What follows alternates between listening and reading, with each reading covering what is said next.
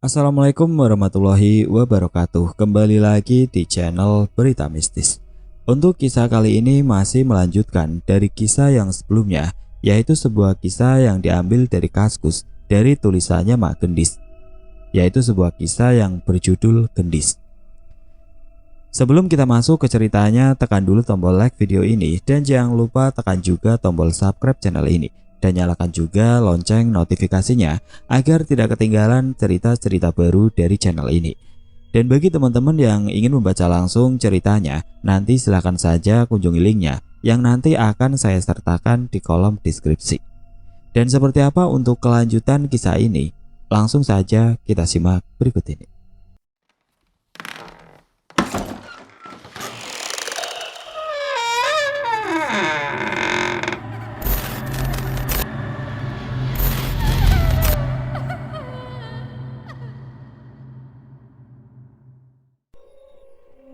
Suamiku memarkirkan kendaraannya di sebuah tempat makan bakso dan mie ayam yang tempatnya cukup luas dan besar.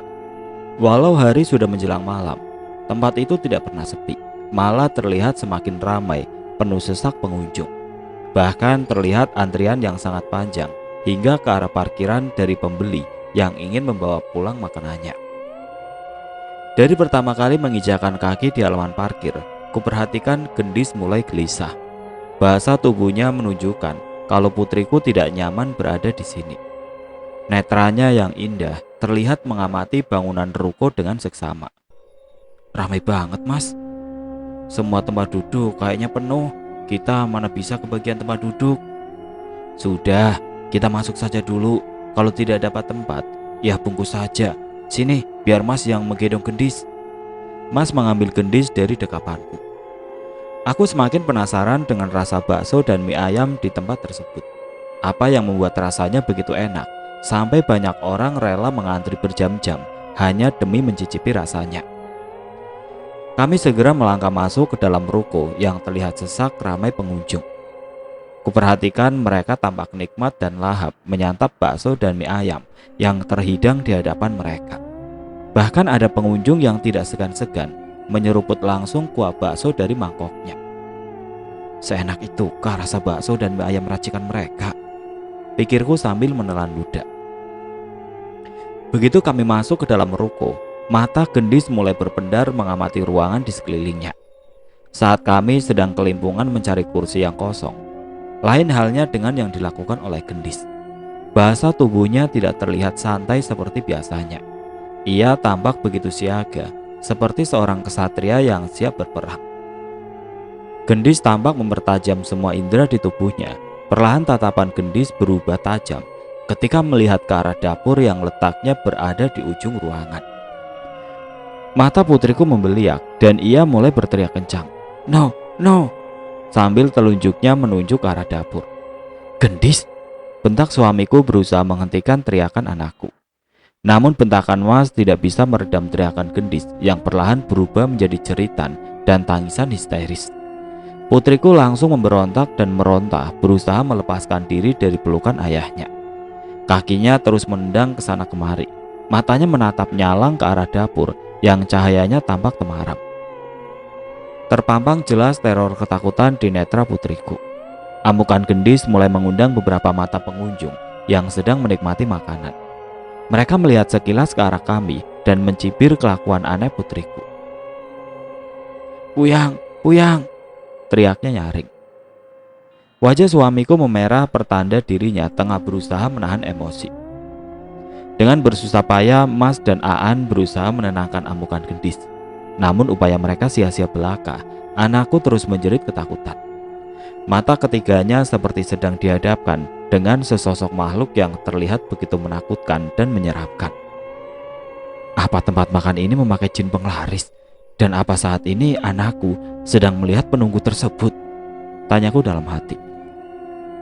Aku segera meminta suamiku untuk segera meninggalkan tempat tersebut. Dengan tidak enak hati, aku memohon maaf karena tidak jadi memesan makanan kepada pelayan yang tadi sudah menyambut kedatangan kami. Kulihat pemilik tempat makan yang sedang duduk di belakang meja kasir menatap sinis ke arah putriku. Mungkin di mata pemilik tempat makan, putriku adalah biang onar yang sudah membuat keributan dan mengganggu ketenangan pengunjung. Dengan perasaan malu, akhirnya kami melangkah keluar dari ruko dan tidak jadi memesan makanan. Setelah berada di dalam mobil, Gendis mulai kembali tenang. Ia beringsut ke pelukanku sambil menangis terisak-isak. Raut wajah suamiku masih tegang, berusaha menahan amarah sekaligus malu dengan kelakuan Gendis. "Gendis," bentak Mas dengan rahang mengatuk kencang. "Tolong dengerin ayah, jangan pernah bersikap seperti itu lagi. Itu namanya tidak sopan. Ayah tidak suka." "Istighfar Mas, jangan ngomong gitu dong sama Gendis. Kan kita tidak tahu apa yang Gendis lihat dan rasakan." Aku langsung membela putri kesayanganku. "Gendis itu masih kecil. Kita tidak tahu apa yang tadi ia lihat di tempat makan tersebut. Tolong kamu jangan egois. Utamakan perasaan nyaman anak kita." Dengusku kesal. Mas melirik ke arah Gendis yang masih membenamkan wajahnya di dadaku. "Kamu jangan terlalu manjakan Gendis. Nanti dia bisa tumbuh menjadi anak yang egois," ucap Mas gusar. Aku menghela nafas tipis mendengar ucapan suamiku. Ingin aku lawan perkataannya, namun saat ini perasaan Gendis merupakan prioritas utamaku. Aan terdiam di kursi belakang. Ia tampaknya enggan jika harus ikut campur dengan pertengkaran kami. "Mah, diem," bisiknya lirih sambil merapatkan pelukannya di tubuhku. "Serem apanya? Memangnya tadi Gendis lihat apa?" "Nenek mah, nenek." "Nenek?" Ia mulai memandangku dengan wajah yang lugu. "Neneknya serem banget ya?" Gendis mengerjapkan bulu matanya yang lentik, pertanda menyetujui ucapanku. "Gendis lihat nenek di mana?" "Di Apul mah." "Di dapur? Nenek lagi ngapain di dapur?" "Lagi berdiri mah." "Ngapain nenek berdiri di dapur?" Putriku menggeleng lemah. Sepertinya ia mulai kebingungan menjawab pertanyaanku. "Kalau rambut nenek warnanya apa, Dis?" "Wet mah," ujarnya sambil menunjuk giginya yang berwarna putih. "Nenek tadi liatin Dis. Atanya melotot. Atut mah celem," teriaknya sambil menutup wajahnya dengan kedua tangannya. "Ya sudah, kalau Gendis takut, kita nggak akan pergi ke sana lagi ya nak," sautku sambil membelai rambutnya yang hitam legam. "Nenek serem, jahat mah." "Neneknya jahat? Emang neneknya ngapain Gendis?" Putriku terdiam, matanya menatap ragu ke arah suamiku. "Nenek gak suka Gendis." "Gak apa-apa kalau nenek tidak suka Gendis. Yang penting mama selalu sayang sama Gendis," jawabku sambil menciumi pipinya yang terasa dingin terkena AC mobil. "Sekarang kita mau makan di mana?" sela Mas dengan gusar. "Terserah Mas Dedi saja," timpal adikku berusaha mencairkan suasana yang tegang. "Makan pecel ayam yang deket rumah saja deh, lagian sudah malam begini," usulku sambil mengamati jalan raya yang mulai tampak sepi. Mas segera memutar balik kendaraannya dan menuju ke tempat pecel ayam langganan kami. Karena hari sudah larut malam, kami memutuskan untuk membungkus makanan dan membawanya pulang. Setibanya di rumah, adikku langsung pamit undur diri. Mungkin ia merasa tidak enak melihat situasi yang agak kaku antara aku dan suamiku. "Teh, Mas Dedi, terima kasih banyak. Aan pamit dulu ya," tuturnya sambil memakai jaket kulit yang ia taruh di atas pagar. "Kenapa buru-buruan? Makan di sini dulu bareng kami," basa-basi suamiku. "Terima kasih Mas, tapi ini sudah malam banget. Biar pecel ayamnya Aan makan di rumah saja." "Ya sudah kalau begitu, hati-hati di jalan," cakap suamiku sambil melangkah ke dapur. "Teh, lihat sarung tangan Aan gak? Perasaan tadi Aan taruh di atas meja teras." Adikku celingukan mencari sarung tangan kulitnya. "Perasaan dari tadi di atas meja tidak ada apa-apa." "Beneran teh, tadi Aan taruh sarung tangannya di situ." Akhirnya aku membantu adikku mencari sarung tangannya di setiap sudut teras. Namun kami tidak berhasil menemukannya. Gendis tertawa geli. Sepertinya ia merasa bahagia melihat kami yang sedang kebingungan. Putriku berlari ke arah perosotan dan mengambil sesuatu dari bawahnya. "Om, ini ya Om." Seraya menyerahkan sarung tangan kulit berwarna hitam. Loh, kok sarung tangan Om Aan bisa ada di bawah perosotan? Tanya Aan dengan tatapan ganjil. Gendis ya yang mengambil sarung tangan Om Aan. Aku bertanya ke putriku yang asik senyum-senyum sendiri. No mah, no, jawabnya tegas. Terus siapa yang taruh sarung tangannya di bawah perosotan? Gendis meletakkan kedua tangannya ke belakang dan tubuhnya mulai bergoyang perlahan sambil menatap ke arah pintu pagar. Gendis kok nggak mau menjawab pertanyaan mama? Anakku tersenyum sambil terus menatap ke arah pagar bercat krim. Sudah teh, jangan paksa Gendis, mungkin dia nggak mau cerita. Bisa jadi An, mungkin ada yang melarang dia untuk bercerita. Aan pamit dulu ya teh, salam untuk Mas Dedi. Sambil menggendong Gendis, aku mengantar adikku sampai pekarangan rumah. Gendis menatap lekat wajah adikku. Ia lantas meletakkan kedua tangannya di depan dada. Om, hati-hati ya, angan emput. Om cabal ya. Aku dan Aan terpaku melihat tingkah putriku. Perilakunya terlalu janggal untuk anak seusianya. Adikku tersenyum manis ke Gendis. Iya, Om akan sabar. Terima kasih sudah menasihati Om. Doain Om biar selamat sampai di rumah. Balas adikku sambil meletakkan tangannya di depan dada. Putriku tertawa kecil melihat kelakuan adikku yang meniru sikapnya. Masih dengan posisi kedua tangan di depan dada, Gendis kemudian sedikit menundukkan kepalanya. Ia memberi hormat kepada adikku. Kenapa lagi sama putriku? Siapa yang sudah mengajari Gendis memberi hormat seperti itu? Teh, teriakan Aan membuyarkan lamunanku. Apa? Jangan ngelamun malam-malam, ntar kesambet. Teh, Aan beneran takut sama Gendis. Takut kenapa? Emangnya anakku demit? Bukan begitu teh, kelakuan Gendis beda sama anak seusianya. Kalau Aan amati, tingkah laku Gendis itu seperti orang tua. Tengkuk Aan kalau lagi berduaan sama Gendis juga selalu merinding. Asli, anaknya Teteh emang beda. Beda gimana? Di mata Teteh, Gendis itu ya tetap anak kecil. Ngaco aja kamu kalau ngomong. Kalau dibilangin sama adiknya malah gak percaya. Coba deh, nanti Teteh amati kalau Gendis lagi bermain sama teman sebayanya. Pasti sikap Gendis yang paling dewasa. Ya sudah, Aan pulang dulu. Sana buruan, baikan sama Mas Dedi. Goda adikku sambil tertawa lebar. Assalamualaikum Teh, Dis. Pamit adikku sambil menggas motornya, melaju meninggalkan pekarangan rumah. Waalaikumsalam, hati-hati di jalan An. Teriakku dari balik pagar seraya mengamati lekat-lekat wajah Gendis yang tersenyum penuh misteri. Aku segera mengunci semua pintu dan masuk ke dalam rumah. Ketika melewati ruang tamu, indera penciumanku mencium wangi yang begitu familiar menyenangkan. Aroma lembut bunga sedap malam. Seharusnya aku ketakutan dan bergetar, namun sepertinya aku mulai terbiasa dengan kehadirannya. Aku berdiri terpaku sambil menatap ke seluruh penjuru ruangan. Berusaha mempertajam indera penglihatanku, namun usahaku sia-sia. Sosok itu tidak mau menunjukkan wujudnya kepadaku. Mungkin beliau tidak mau membuatku takut, atau mungkin belum saatnya bagi kami untuk berjumpa. Jari Gendis menunjuk ke pojokan ruangan dan mulai menyeruakan sebuah kata. Ibu, ujar putriku sambil memamerkan lesung pipitnya. Tepat dugaanku, ternyata sosok ibu yang lagi bertandang ke rumah. Entah beliau sedang ada perlu dengan putriku, ataukah berusaha memberiku petunjuk kalau akan terjadi sesuatu yang menimpa keluargaku. Aku meneruskan langkah menuju ke kamar. Hatiku berdoa, semoga malam ini tidak ada kejadian aneh yang menimpa keluargaku.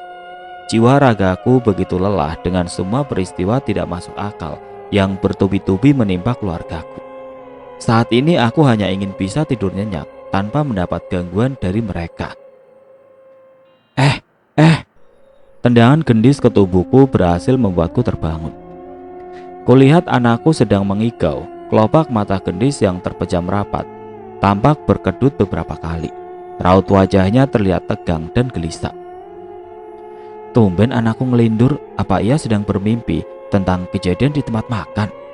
Aku mengelus kepala putriku, berusaha menenangkannya dari mimpi buruk. Aku terkesiap, kening anakku terasa panas. Segera kuraba tangan, perut dan telapak kakinya. Semuanya terasa begitu panas. Tanpa berpikir panjang, aku berlari menuju lemari P3K di dekat ruang TV. Kuambil alat pengukur suhu tubuh dan obat penurun panas. Setelah aku tutup lemarinya, secepat kilat aku kembali ke kamar. Segera ku taruh termometer digital di ketiak kiri putriku yang terus meracau dan tubuhnya tampak menggigil kedinginan. Suhu yang tertera mencapai 41 derajat Celcius. Ya Allah, kenapa suhu tubuh putriku meningkat terlalu tinggi? Aku langsung teringat pesan Pak Haji kalau aku tidak boleh panik ketika Gendis mengalami demam tinggi.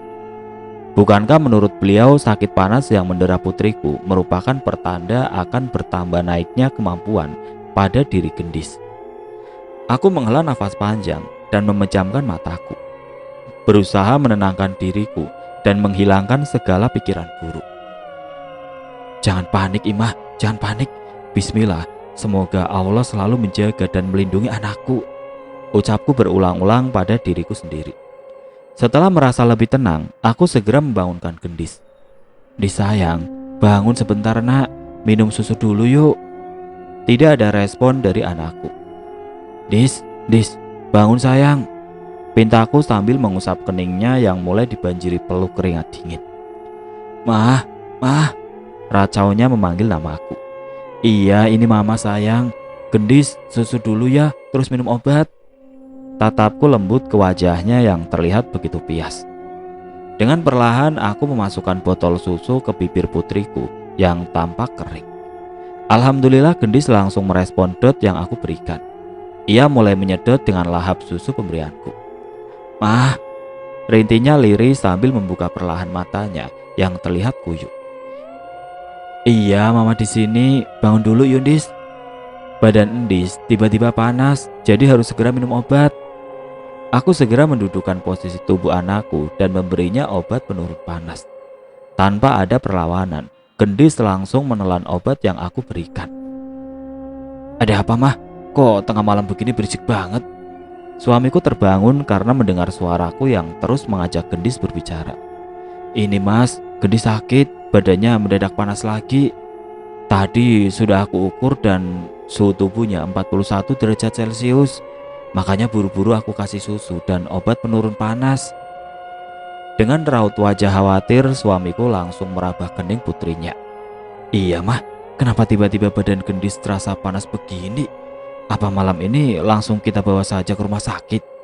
Tanya mas dengan panik. Jangan dulu mas, sebaiknya kita tunggu saja sampai besok pagi. Kalau panasnya tidak juga reda, baru kita langsung bawa Gendis ke rumah sakit. Lagi pula bukannya Pak Haji sudah mewanti-wanti kita kalau Gendis akan selalu mengalami panas tinggi. Ya juga ya, gumam suamiku sambil menggenggam jemari putrinya. Mas tidur saja biar aku yang menjaga Gendis. Kalau nanti ada apa-apa, aku janji langsung bangunin mas. Aku memberi usul ke suamiku. Ya sudah kalau begitu, mas tidur lagi ya. Kalau panasnya semakin tinggi, tolong langsung bangunin mas, biar kita segera ke rumah sakit.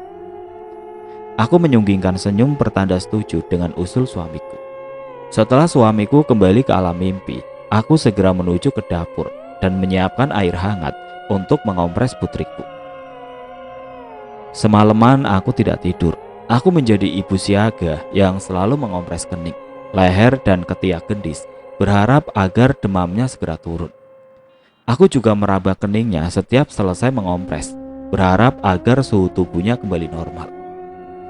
Di sela begadangku, aku meraih kedua tangan putriku dan mengecup keningnya. Ya Allah, tolong sembuhkan Gendis, lekas pulihkan kesehatan putriku. Berikanlah ia kesehatan dan kesembuhan yang tidak pernah meninggalkan penyakit. Doaku tulus untuk anakku tercinta. Sinar mentari pagi menerobos masuk melewati sela-sela jendela kamarku. Aku bersyukur dan bisa bernapas lega karena menjelang subuh, suhu putriku sudah kembali normal. Aku menyunggingkan senyum manis di bibirku yang tipis. Pagi ini Gendis terlihat lebih aktif dan ceria dari biasanya. Seolah-olah semalam ia tidak pernah terserang panas tinggi. Dis, mama mau bersihin lantai atas dulu. Kalau Gendis butuh apa-apa, tinggal panggil ayah. Ayah lagi membersihkan teras. Sambil memeluk boneka kucing, putriku terus mengedot dari botol susunya. Aku menciumi pipinya yang semakin hari bertambah gembul seperti bakpao. Dis, di kamar ya, istirahat, jangan main keluar rumah dulu, ucapku sambil mengelus lembut rambut putriku. Aku beranjak dari tempat tidur dan berjalan menuju jendela kamar. Mas, kalau perlu sesuatu, aku di lantai atas, Gendis lagi di kamar sendirian, teriakku ke suamiku dari balik jendela. Suamiku mengacungkan jempolnya sambil tersenyum tipis dan terus membersihkan teras. Aku segera menuju ke lantai 2. Saat aku sedang merapikan ruangan, aku dikejutkan dengan teriakan suamiku yang memanggil nama putriku. Dis, Gendis lagi bicara sama siapa? Teriak Mas yang menggelegar terdengar sampai ke telingaku. Gendis, apa yang terjadi sama putriku? Secepat kilat aku segera berlari menuju ke lantai 1. Tidak aku pedulikan anak tangga yang terasa licin dan curam. Pikiranku saat itu hanya satu, putriku. Dengan nafas terengah-engah, kulihat suamiku sedang berdiri mematung. Wajahnya tampak mengamati sesuatu di dalam sana. Aku segera menghampiri suamiku dan menepuk pundaknya perlahan. Ada apa mas? Kok sampai teriak-teriak begitu? Tanyaku sambil memperhatikan ekspresi wajahnya yang terdiam membisu. Mas memberiku kode dengan ekor matanya agar aku melihat ke kamar. Perlahan aku berjalan ke arah pintu. Pikiran dan hatiku campur aduk. Rasa penasaran begitu membuncah di dalam dada. Dengan mata telanjang, aku dan suamiku melihat Gendis dengan posisi berdiri di atas tempat tidur, sedang tarik-tarikan handphone dengan sesuatu yang tidak terlihat.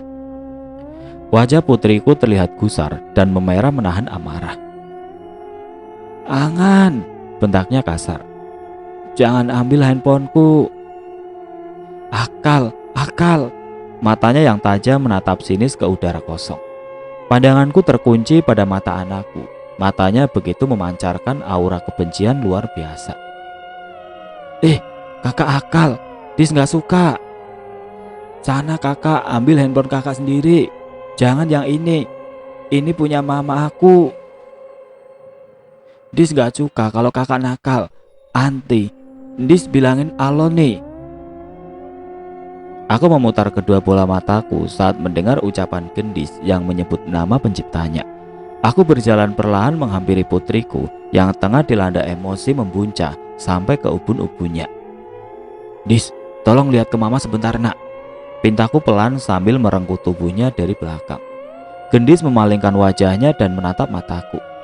Apa mah? Gendis kenapa? Itu kakak tuh, ujarnya sambil menunjuk ke dinding kamar yang kosong. Kakak siapa, Dis? Netraku berusaha mengamati sesuatu yang tidak mungkin bisa kulihat. Kakak itu mah, kakak Ajuping. Memangnya saat ini ada kakak Bejuping di kamar? Mah. Angguknya dengan rambut bersimbah keringat. Ngapain kakak kemari? Au ebut empon Dis gak suka. Tatapnya dengan wajah memelas. Aku menghela nafas berat. Sejujurnya aku begitu kesulitan jika menghadapi situasi seperti ini. Aku tidak mengetahui apa yang sedang putriku lihat. Aku hanya bisa menerka-nerka wujud mereka dari petunjuk yang Gendis berikan. Namun sebagai seorang ibu, aku harus bisa memberitahu Gendis situasi yang sedang ia lihat dan hadapi. Tentunya dengan menggunakan bahasa yang tepat. Karena usia putriku masih terlalu kecil untuk diajak berbicara layaknya orang dewasa. Sini sebentar sayang, mama mau ngobrol sama Gendis. Segera kupangku dan kupeluk tubuh putriku dengan hangat. Sedangkan suamiku dengan cermat terus berdiri di ambang pintu mengamati aku dan Gendis. Memangnya kakak sering main kemari ya? Iya mah, jawabnya sambil terus menatap ke arah dinding kamar. Ngapain kakak kemari? Au main sama Gendis. Mau ambil handphone mama, Dis gak suka. Dis marah, sungutnya sambil mengapit kedua tangannya di depan dada. Aku membelai lembut rambut hitam legam putriku sambil kucium ubun-ubunnya. Mama bisa minta tolong sama Dis gak? Kalau kakak datang lagi ke rumah, tolong kakak disuruh pergi saja ya. Bisa gak Dis? Gendis tampak terdiam sejenak. Sejurus kemudian ia mulai menjawab pertanyaanku. Heeh, entar Ndis hilang itu mah. Terima kasih ya Ndis, anak mama itu anak yang soleha, mau mendengar nasihat mama, ujarku sambil mengelus pipinya yang halus. Ya sudah, sekarang Ndis main sendiri lagi ya. Kalau kakak baju pink datang lagi, tolong panggil mama ya nak. Mama, ujarnya sambil menarik tanganku. Apa sayang? Kakak udah pergi. Tunjuknya ke arah dinding di bawah jendela kamar. Oh, jadi kakak pergi lewat situ. Jariku ikut menunjuk ke arah yang Gendis tunjukkan. Iya mah, itu di situ itu rumah kakak. Aku tertegun. Aku kembali teringat akan ucapan almarhum Eyang. Beliau pernah berkata kalau ada sepasang anak kecil yang berdiam di depan kamarku. Apakah kakak berbaju pink merupakan salah satu makhluk yang dimaksudkan oleh Eyang? Saat aku sedang bertanya dalam hati, suamiku menghampiri kami dan segera menggendong Gendis. Dis, daripada Gendis main di kamar, mending temani ayah di teras yuk, bujuk Mas ke Gendis. Dengan semangat, Gendis langsung berteriak, mau ya. Mas langsung mengangkat tubuh mungil Gendis dan memberikan kecupan di kedua pipinya. Putriku Cumik kegirangan. Mereka tertawa bahagia sebelum tubuhnya menghilang di balik pintu ruang tamu. Aku hanya menggelengkan kepala melihat tingkah lucu orang yang kusayangi. Dis, terima kasih. Kehadiranmu telah membuat hidup mama dan ayah penuh warna.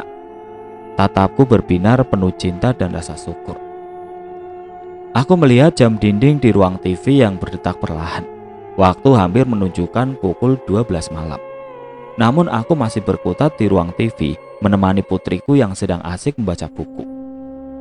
Gendis, dari semenjak lahir sampai sekarang, dirinya sangat sulit untuk tidur cepat. Jika ku amati, semakin malam maka staminanya akan semakin full. Ia seperti tidak pernah merasa lelah, apalagi mengantuk. Sudah berbagai usaha aku lakukan agar membuatnya bisa tidur lebih cepat. Namun semuanya sia-sia, tidak ada yang berhasil. Aku menunduk dan menggumam pelan. Kapan putriku bisa tidur normal seperti anak kecil lainnya? Dis, tidur yuk, sudah malam nih. Pintaku pada Gendis yang sedang fokus mengamati gambar berbagai macam hewan. Putriku tidak menggubris ucapanku. Ia tampak tenggelam di dunianya sendiri sampai tidak mendengar ucapanku. Sesekali matanya melihat ke samping kanan dan berbisik pelan, seolah-olah ada seseorang yang sedang menemaninya membaca. Ya sudah, mama masuk ke kamar ya. Godaku dengan harapan Gendis mau mengikuti langkah kakiku. Sekali lagi harapanku sia-sia.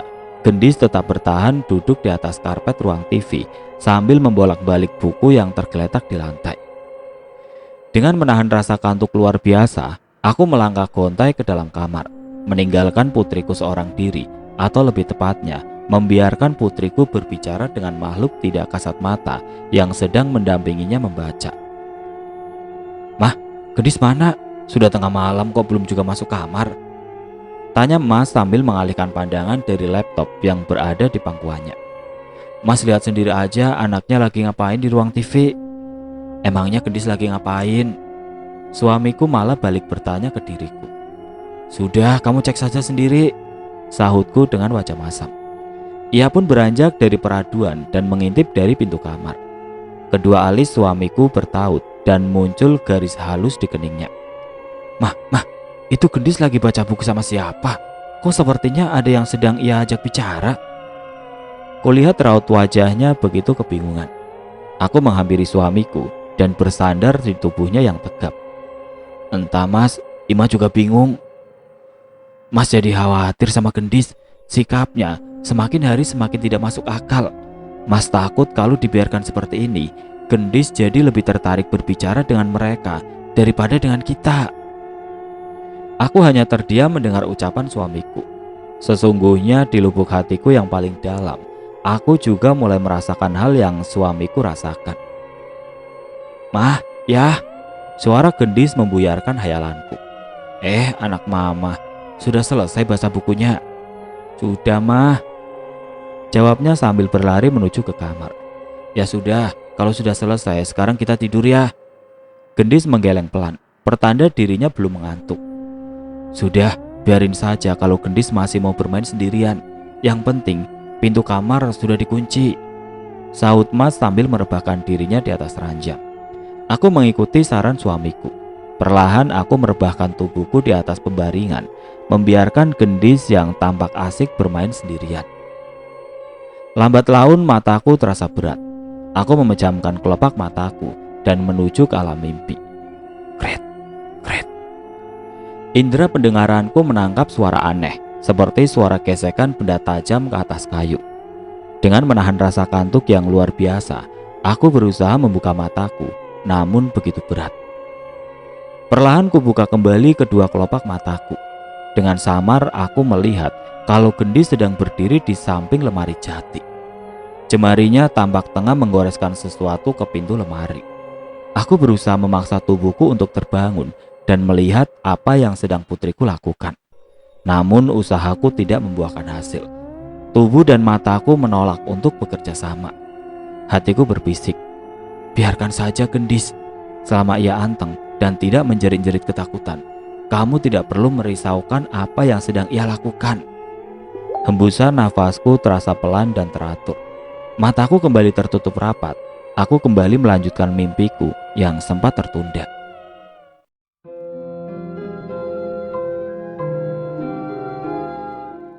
Oke teman-teman, sampai di sini dulu ceritanya. Nantikan kelanjutan kisah ini di video berikutnya. Agar tidak ketinggalan, klik tombol subscribe channel ini dan nyalakan lonceng notifikasinya. Wassalamualaikum warahmatullahi wabarakatuh.